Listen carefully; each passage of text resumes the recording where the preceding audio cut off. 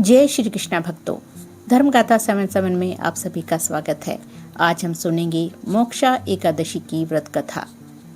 पुराणों में वर्णन आता है कि एक समय युधिष्ठिर ने श्री कृष्ण से पूछा, हे केशव, मार्गशीर्ष शुक्ल पक्ष की इस एकादशी का क्या नाम है? इसकी कथा और महिमा क्या है? तब भगवान श्री कृष्ण ने मोक्ष प्रदान करने वाली मोक्षदा एकादशी की कथा सुनाई। कथा इस प्रकार है। बहुत प्राचीन समय में गोकुल नामक एक सुंदर नगर था। वहाँ वैखानस नाम के धर्मात्मा राजा राज्य करते थे।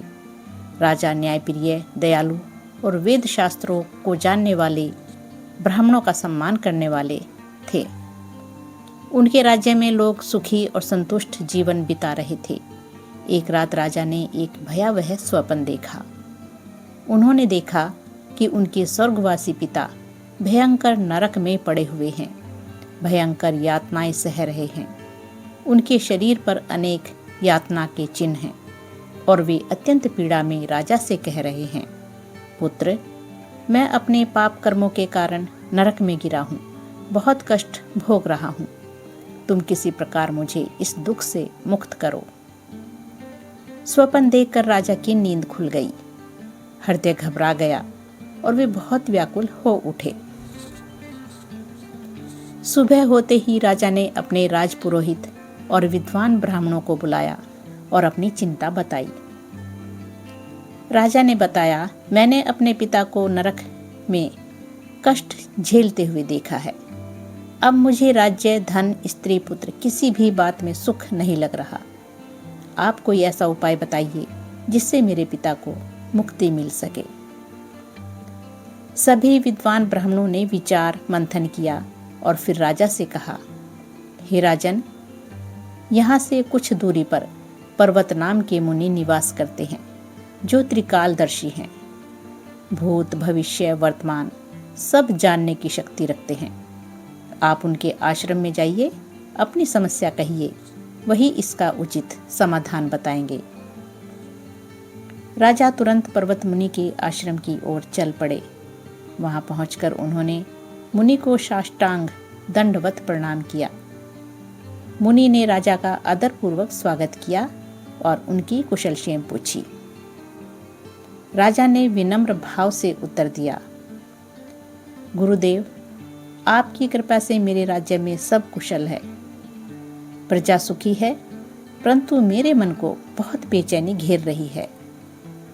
और फिर उन्होंने अपने स्वप्न का पूरा वर्णन किया।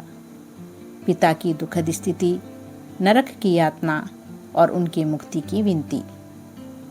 पर्वत मुनि ने कुछ समय के लिए ध्यान लगाया और योग बल से राजा के पिता के पूर्व जन्म व पाप कर्मों को देखा। फिर बोले, हे राजन, तुम्हारे पिता ने पूर्व जन्म में कुछ ऐसे कर्म किए थे जिनके कारण उन्हें नरक प्राप्त हुआ है, लेकिन अभी तुम्हारे सामने उनके उद्धार का अवसर है। मुनि ने आगे कहा, तुम मार्गशीर्ष मास की शुक्ल पक्ष की इस पावन एकादशी का व्रत रखो। इस एकादशी को मोक्षदा एकादशी कहते हैं।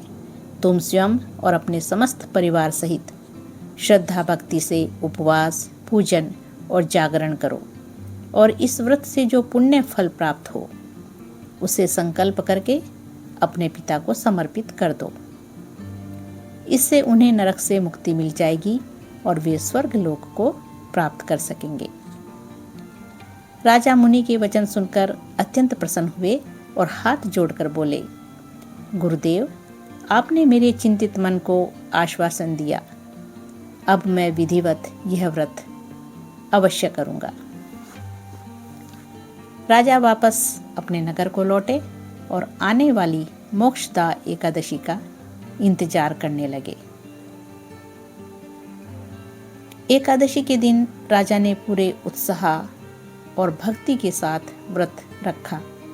उन्होंने स्वयं, अपनी रानी, परिवार और दरबार के धर्म प्रेमी लोगों को साथ लेकर भगवान विष्णु की विधि पूर्वक पूजा की। रात्रि में भजन कीर्तन और जागरण किया और द्वादशी के दिन पारण के समय उन्होंने पर्वत मुनि के निर्देश के अनुसार हाथ में जल लेकर संकल्प किया कि इस व्रत से प्राप्त समस्त पुण्य मैं अपने पिता को समर्पित करता हूँ। इसी क्षण अद्भुत दिव्य घटना घटी। आकाश में दिव्य विमान प्रकट हुआ और राजा ने देखा कि उनके पिता नरक लोक से मुक्त होकर दिव्य शरीर धारण कर उस विमान पर आरूढ़ हैं और वे अत्यंत प्रसन्न हैं और स्वर्ग की ओर जाते हुए कह रहे हैं, हे पुत्र, तुम्हारा कल्याण हो। तुमने मोक्षदा एकादशी का व्रत कर अपने पुण्य का फल मुझे अर्पित किया। इसी से मुझे नरक से छुटकारा मिला और अब मैं स्वर्ग लोक को जा रहा हूँ। यह दृश्य देखकर राजा की आंखें भर आई और मन में भगवान विष्णु के प्रति गहरी कृतज्ञता जागी। भगवान श्री कृष्ण ने युधिष्ठिर से कहा कि हे धर्मराज, जो मनुष्य श्रद्धा और विधि से मोक्षदा एकादशी का व्रत रखता है उसके सभी पाप नष्ट हो जाते हैं। यदि वह अपने पूर्वजों के नाम से यह व्रत करता है तो उन्हें भी नरक से मुक्ति और उत्तम लोक की प्राप्ति होती है। यह व्रत चिंतामणि की तरह सभी सद्कामनाएं पूर्ण करने वाला और मोक्ष प्रदान करने वाला है। तो भक्तों, जो मनुष्य श्रद्धा पूर्वक मोक्षा एकादशी का व्रत करेगा उसके जन्म मरण के बंधन समाप्त होंगे और उसे मोक्ष प्राप्त होगा। तो भक्तों, यही थी मोक्षदा एकादशी की व्रत कथा। जय श्री हरि विष्णु, जय श्री कृष्णा, हर हर महादेव।